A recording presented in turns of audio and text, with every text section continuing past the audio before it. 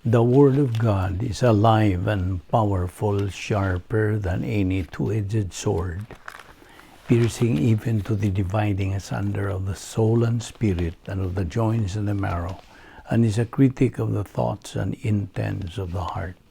All Scripture is God-breathed and is profitable for doctrine, for reproof, for correction, for instruction in righteousness, that the man of God may be mature, thoroughly equipped unto all good works. Study to show thyself approved unto God, a workman that needeth not to be ashamed, rightly dividing the word of truth.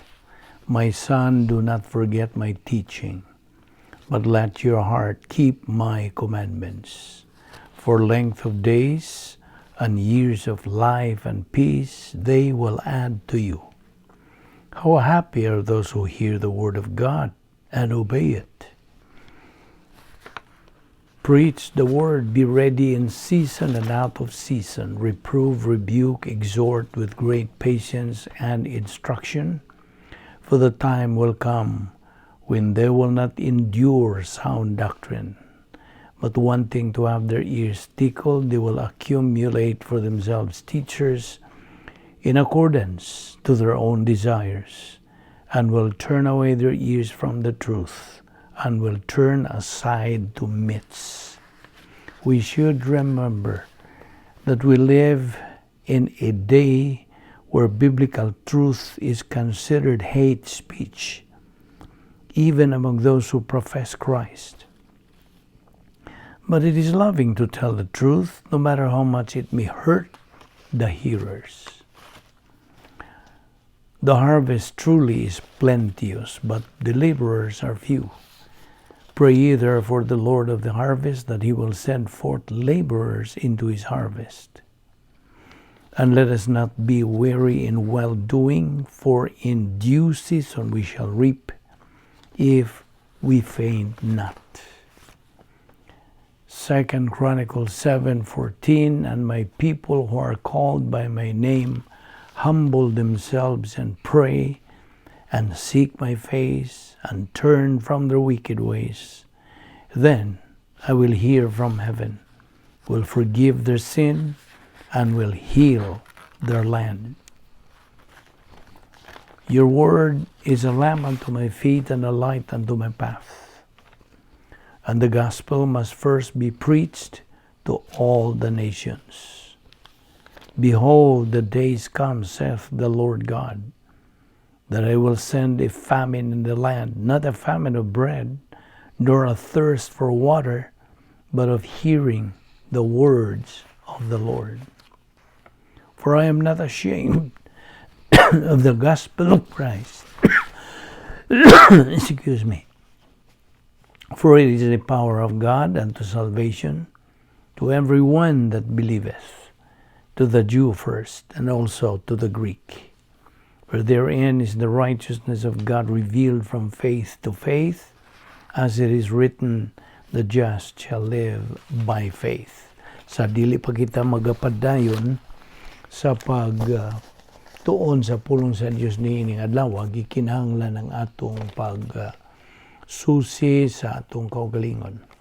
Kung napabatay mga sala nga gitaguan, kinahanglan ka na atong hinganlan isugid ngadto sa tubangan sa Dios nga Amahan. Kay mao kanay pagtuman sa recovery technique. 1 John 1:9 says, if we confess our sins, God is faithful and just to forgive us our sins and to cleanse us from all unrighteousness. Alang kanimo higala nga wala pay Kristo sa imong kinabuhi, gidapit ka, believe on the Lord Jesus Christ, and thou shalt be saved. Acts 16:31. Diyaw sab sa Acts 4:12, nagaingon kini nga neither is there salvation on any other under heaven given among men, whereby we must be saved. Busa sa hilom mag-andam tas tong kaugalingon. Let us pray.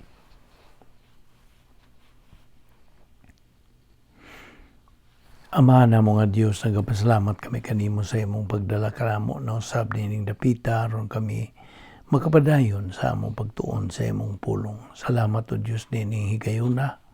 Imo pa kaming pabuhi ang tuning higayuna kini ti mailan nga ang imong plano sa among kinabuhi wala pa mahuman o nga nagalihok pang imong grasya.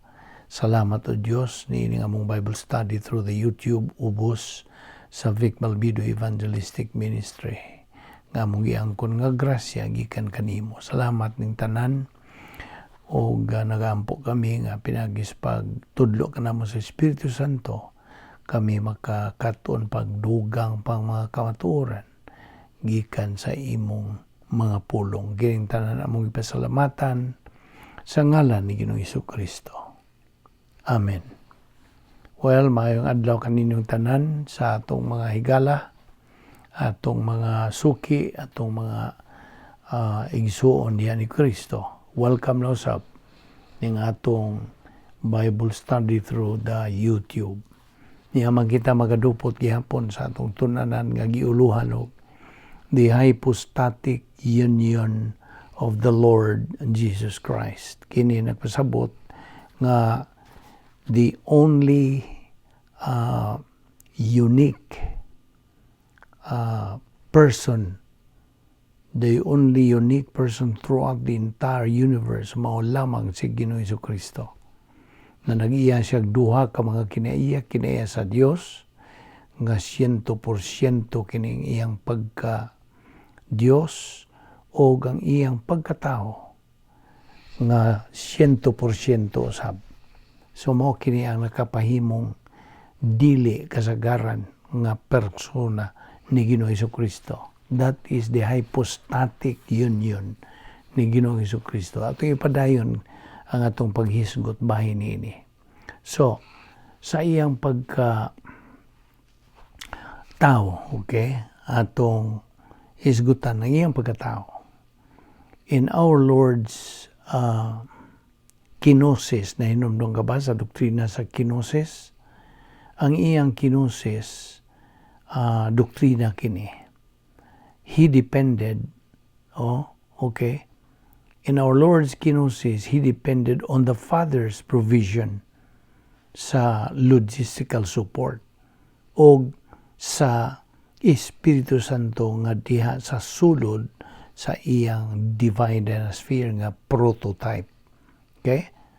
So, mao na nga sa siya naga-atubang o mga tentasyon kay gitintal mas Ginoong Jesucristo ang iyang pagkatao. Kay di man nimo matintal ang Dios. So ang iyang pagkatao may gitintal sa kanang kaaway sa Dios. Ang yawa o ang mga demonyo, okay? So mao kana nga sa diha nga siya nag-atubang o mga tentasyon, siya wa gyud mag-agad sa kinaiya sa iyang pagka-Dios. Nag-agad lamang siya sa kanang pagsangkap sa Dios nga amahan kaniya nga logistical support o ang ministeryo sa Espiritu Santo. The God, the Holy Spirit, inside nga diha sa iyang prototype divine sphere. So sa diha nga kita ingon nga mga Kristohanon, when temptation comes to our life, unsa may atong gamiton? Bible doctrine, pulong sa Dios may atong gamiton in confronting it sa atong pagtagbo niya na.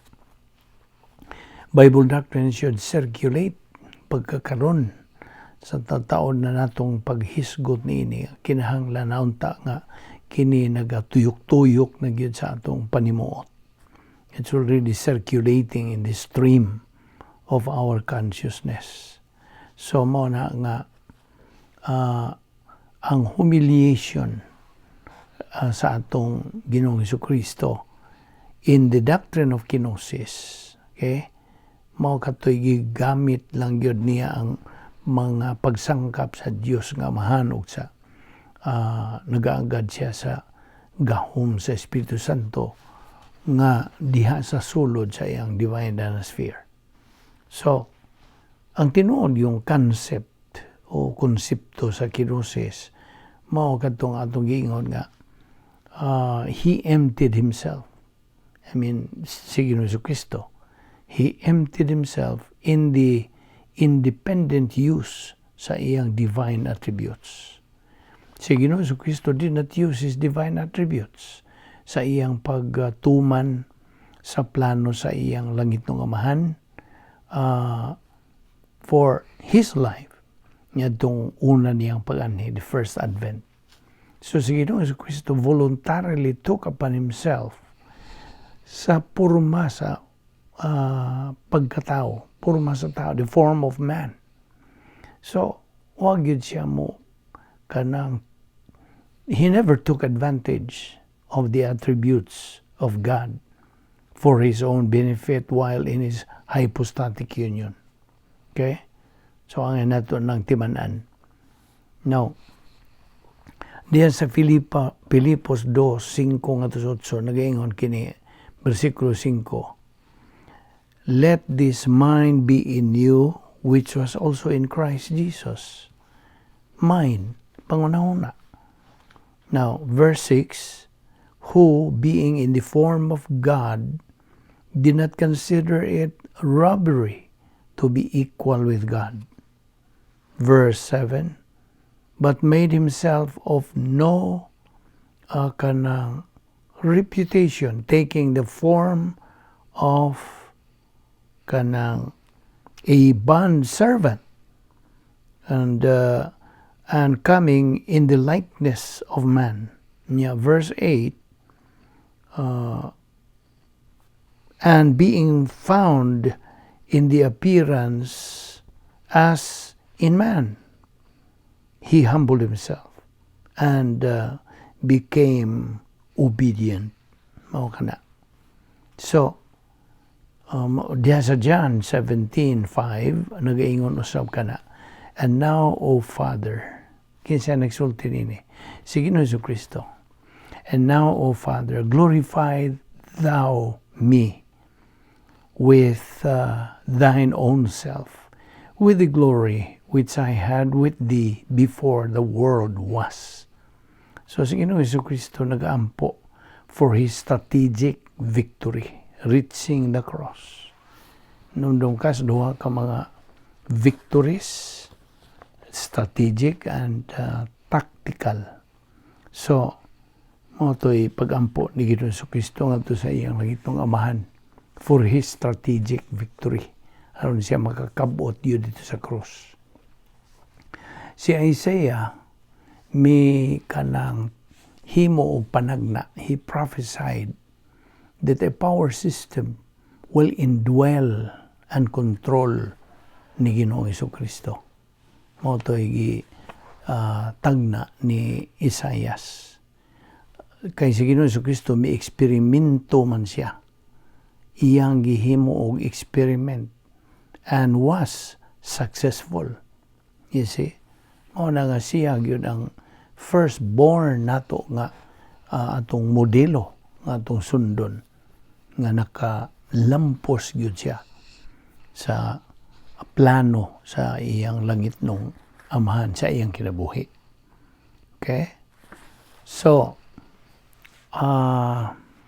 it was the Lord Jesus Christ humanity that carried our sins. Ang iyang pagkatao in his hypostatic union, iyang gigamit ang matag human resources nga mao ang doktrina, ang pulong sa Dios. Now, diha sa Lucas 2:52 na hinumdong kabanining bersikulo sa iyang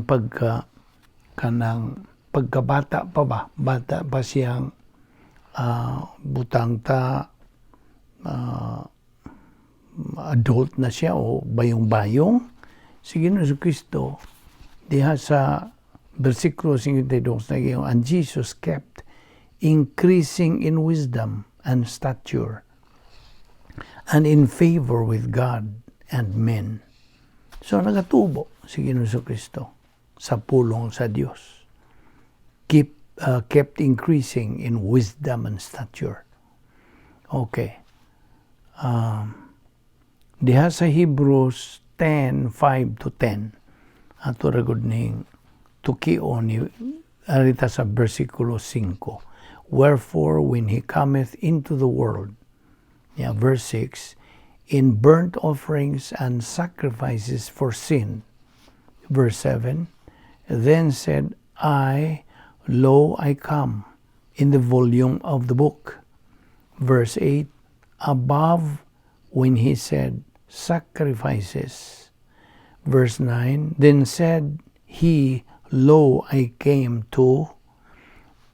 Verse 10, by the which will we are sanctified through the offering.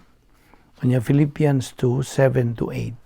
Verse 7, but made himself, kining himself si Ginoong Kristo, of no reputation, and took upon himself, etc. Verse 8, and being found. Okay? So anyway, mo ka ng mga bersikulo nga atong gipadayag diha kanimo. Now, okay, ayaw na ni kalimti usab nga prinsipyo. We are fond of giving you some principles mahitungod nining doktrina sa hypostatic union ni Ginoong Jesucristo. Now, the principle says, si Ginoong Jesucristo, kinahanglang mahimo siyang tao aron siya mao ang manluluwas. In other words, our Lord Jesus Christ had to become humanity to be the Savior. Okay? Only the humanity sa iyang pagkatao could bear our sins in order to be the mediator. Nakana sa 1 Pedro 2:24. Now, to be the mediator, he had to be equal to both God and man. You see? He has to be man, at the same time, he has to be God.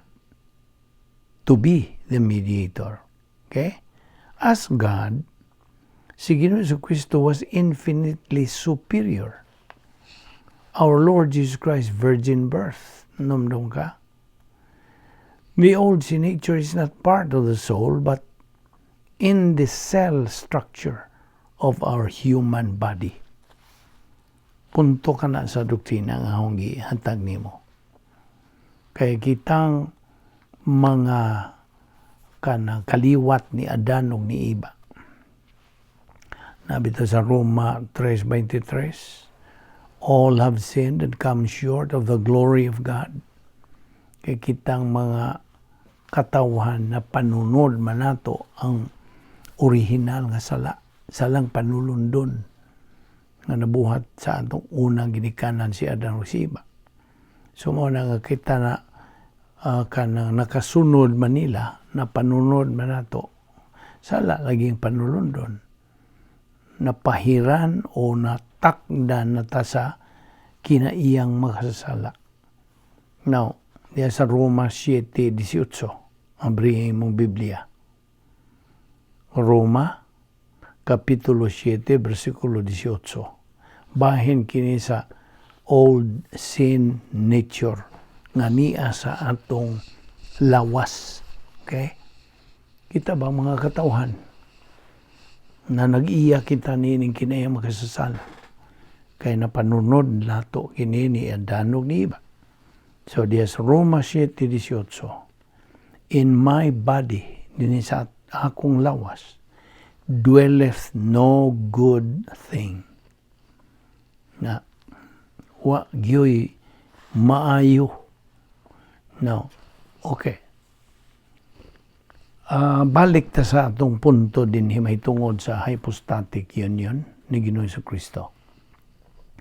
Ayaw na ni kalimti that our Lord Jesus Christ was a perfect God 100% and 100% perfect man in one person. So, sa lamang ka persona. Ang iyang pagka-Diyos, ang iyang kahimayaan was veiled, gitabunan sa iyang pagkatao. O abi nimo, when did Christ ultimate glorification happen? Kano sa aman? Ang iyag yung ultimate glorification, paghimaya kaniya. Ang tubag atol sa iyang pagkabanhaw, sa iyang lawas. Ang lawas magoy banhawon. Okay? So during his bodily resurrection, mao na tong nahitabong ultimate glorification ni Ginoong Jesucristo. Now, our Lord Jesus Christ, through His own free will, wa niya gamita ang iyang kanang relative attributes as deity, ingon nga Dios, aron sa iyang kaayuhan for His benefit, or to provide for Himself, or to glorify Himself. Wala. What He did, mao ang pagtuman sa kabubuton sa iyang langit ng Amahan, pagtuman sa kabubuton, tuyo, alang sa iyang kinabuhi. Karon panahon na, God has a perfect will and purpose, a plan for our life. Naay tuyo, plano, kabubuton sa Dios alang sa atong kinabuhi. Pinaagi sa atong paggamit ni adtong personal sense of destiny. Okay? Kining personal sense of destiny sa aton ang tun-an, usa kini sa mga paagi sa pagsulbad sa mga suliran. Okay? We should ask ourselves, pangutan-on nato atong kaugalingon, what is our priority in life? Kung mangutan ako nimo ba, unsa may nag-una nga kanang ta numero 1 sa imong kinabuhi ba? Your priority in life. Kay abi nimo god, ang atong kinabuhi karon, gikinabuhi is what Solomon said. Sige yung Solomon, vanity of vanities. Mo na gisulting Solomon, Hari Solomon. Now, laing pangutana, what do you do in your life? Unsa may imong gibuhat sa imong kinabuhi? Nagapahimulos ka ba niya ng imong kinabuhi pinaagi sa kanang pasiuna by prioritizing sa pulong sa Dios, so you will know God's purpose and plan for your life. Maura man ni tuyo, maura ni paagi nga atong mahibuan ang plano sa Dios sa atong kinabuhi. Nakita nimo ng puntuha. That's a very important point of doctrine. Kung saan man nato pagkaibaw sa kabubuton, tuyo, plano sa Diyos atong kinabuhi, kung watay gana, watay paggahin o panahon sa pagtuon sa pulong sa Diyos. Kay mora man ipagiha. That's how to make that life. That's how to make it, not waste it. You see? Si Ginoong Jesucristo, sa iyang balik na santa, sa iyang kanang hypostatic union niya, siya agad lamang sa gahom sa iyang langit ng Amahan o sa Diyos ng Espiritu Santo. But wa siya mo gamit sa iyang pagka-Diyos while on His flesh. Ayaw na kanang kalimti. Hinoon, there were times nga iyang gigamit iyang pagka-Diyos. Like, for instance, sa dihang mihimo siyang milagro, being the Creator. You see? When He performed miracles, being the Creator. Now, na ay mga titulo ni Ginoong Kristo. Of course, labihang kadaghan ang iyang mga titulo. Usa niini, God of Israel. Kining God of Israel, Diyos sa Israel, mao ni ang iyang pagka-Diyos, His deity. Now, lain pong titulo, King of Israel. Kining King, Hari sa Israel, mao ni ang pagkatao ni Ginoong Kristo, His humanity. Now, talking again about glorification, kitang mga magtotoo will likewise be glorified with a glorified body. Hatagan ta og mahimayaon nga lawas. Glorified. During the, kanus ata hatagi, atol sa pagbanhaw sa tanang mga magtotoo. Kanus aman kana. Be ako kang hatagan o pasulit. Kanus aman kining ilisan na ni atong madunot, madugta, mamatayang lawas. Madunot, malata. Okay? Ilisan kini. Kanus aman kini mahitabo. Okay? Daghan ang wa pa maka tugkad nini. Sa panahon sa unsa, pagbanhaw na kanato nga mga magtotoo. Banhawon ta og ilisan ni atong lawas nga madunot og lawas nga binanhaw. Resurrection body. Glorified body. Kasabot ka? So, dili lang kay si Ginoong Kristo ang kanang mag-glorified sa iyang kanang ultimate niya nga glorification nga mao ang iyang bodily resurrection. Kita usab are going to experience that bodily resurrection. Pulihan na niya itong lawas lagi. Okay? Okay. Now, ato lang nagilakbit. Now, balik ta niya itong doctrine of kenosis. Gabalik-balik ta niya. Okay. The doctrine of kenosis, our Lord Jesus Christ emptied Himself. Iyang gihabwa o gihukasan niya iyang kaugalingon in the independent use of the attributes of His deity sa iyang pagka-Diyos. Now, when it comes to our spiritual life as believers, we have all the spiritual assets to use. Naata, labihas kadaghan ang mga kanang espirituhanong kasangkapan, mga kaayuhan. Usa niini, ang napulo ka mga paagi sa pagsulbad sa mga sulat, God's 10 problem-solving devices. Na usas mga sangkap sa Diyos kanato. Divine assets, spiritual assets. Now, si Ginoong Kristo sa iyang pagkatao, migamit sa mga kinahanglang mga requirements.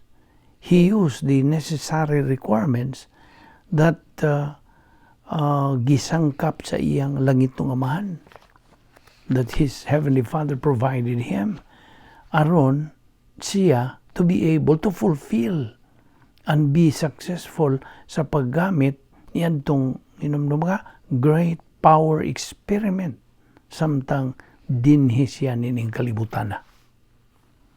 Now, let's not forget nga si Ginoong Kristo had two natures, ayaw na nagkalimti, divine and human.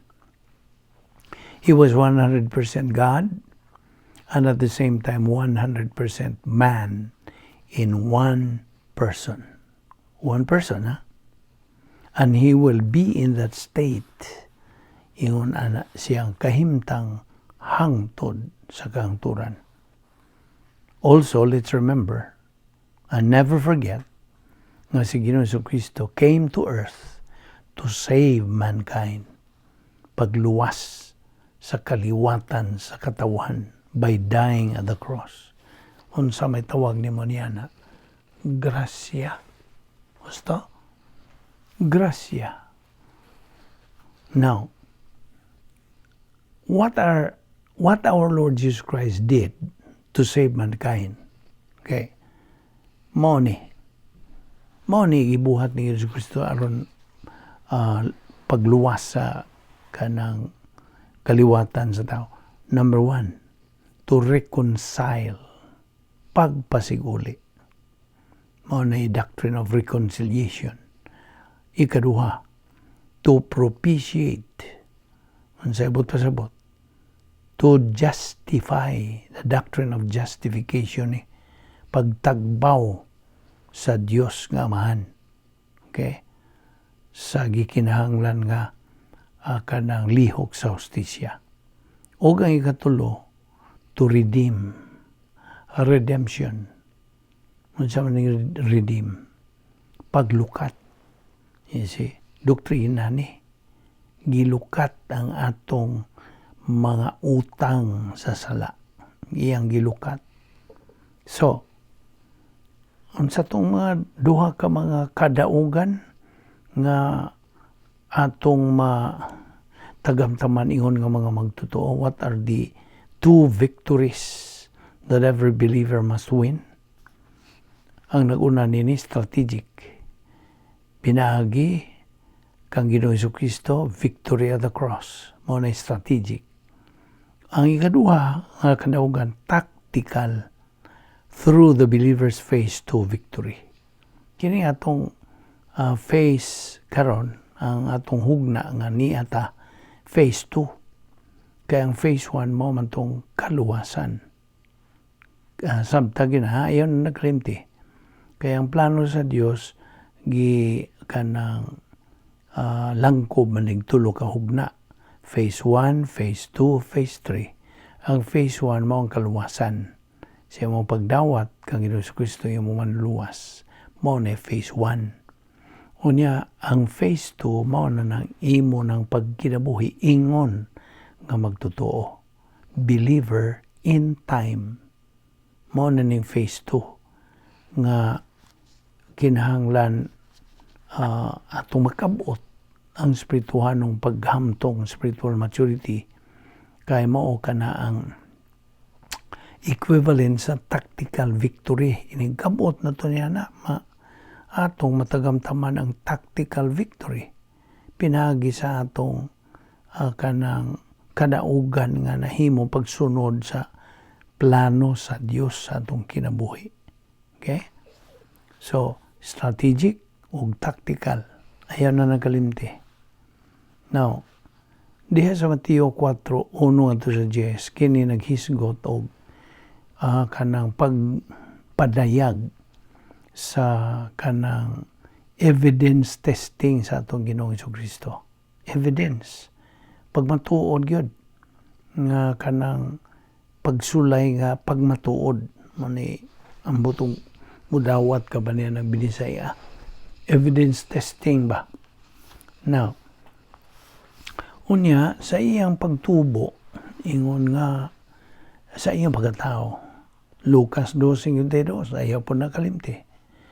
Ang atong Ginoong Jesucristo nagatubo in stature and wisdom and in favor with God and man. Okay? Kitang mga magtotoo gimanduan, okay? Giawhag, gidapit, gimanduan to avail of God's logistical grace. Aron kita makatubo spiritually. So, we are admonished and mandated to avail of God's logistical grace so we can grow up spiritually. Inumduman kas tulo ka kanang level of spiritual growth. Inumdum ka pa ba? O basig nakalimot ka na? Ang unang hugna o inunta ang mao ang imong pagkabata, batang masuso, baby believer. O niya sa imong pagpadayon, sa pagtubo, sa pulong sa Dios, makabot nimo ikaduha. The second level of spiritual growth is adolescent stage. Imong pagkahingkod nga magtotoo. Sa imong pagpadayon, way undang, ayaw naglingi-lingi. Padayon sa pagsibog sunahan sa imong espirituanong pagtubo. Hangtod makabot nimong ikatulo nga mao na kana ang ultimate goal sa matag magtotoo, which is spiritual maturity, espirituanong pagkahamtong. Ug mao na ang stage of capacity for life, capacity for blessings, capacity for love. Kaya na nakikatakos sa pagkinabuhi. Ug diha na mahimaya ang Dios. Ang Dios naghimaya siyang kaugalingon tungod sa imong na kabot. You see? Pagkabot yun nimo niadto, ang Dios mahimaya. Siya ra ang makahimaya sa iyang kaugalingon. Prinsipyo niya, ayaw na nakalimti. Only God can glorify God. Nag-glorified siya tungod imong nakabot ang iyang ipakabot nga tumong, which is spiritual maturity. Nakasabot ka ba? So mo na review na guning atong gisgutan. Anyway, na prinsipyo na sab. Okay? Importante kayo ni. The more doctrine we learn, the more capacity we earn, the more capacity for life, for love, for blessings. Isuwat na sa imong notebook. Kung naa ka nagasuwat karon, kanang suwat na gyud na, ayaw na nagkalimti. The more doctrine we learn, the more capacity we earn, the more capacity for life, for love, for blessings. Sa magkadaghan ang pulong sa Dios nga niya sa atong kalag, magkadaghan usab, magkasamot ang atong katakos nga atong maangkon, o musamot ang atong katakos sa pagkinabuhi, sa pagigugma, o sa pagdawat sa mga panalangin. Sabtag yun na, okay? So I hope na suwat na nimo. Kung malikon, aron makaampas ka. Kay kung paspas to, okay, atong balikon. The more doctrine we learn, the more capacity we earn, the more capacity for life, for love, for blessings. Okay? So, okay, anhi lang una kita kutob. Atong ibradayon kini ugma, o ayaw si piyata ang sumpay sa atong series nga pagtuon niini. Niini nga atong tunanan giuluhan og Hypostatic Union of our Lord Jesus Christ. Magampo ta. Amahan namong langit nun, nagapasalamat kami kanimo ni ining lain usab nga matamis nga higayon sa among pagpakigabitay sa imong mga pulong nga among nakatunan niining adlaw. Salamat o Dios sa imong grasya, bisan dili kami takos, ikaw nagapadayon gayud sa paglihok niya ng imong grasya nganhi kanamo. Salamat nining among Bible study pinagi sa YouTube o sa Vic Balbido Evangelistic Ministry. Kayong tanan namong ipasalamatan sa ngalan ni Ginoong Jesucristo, among bugtong manluluwas. Amen.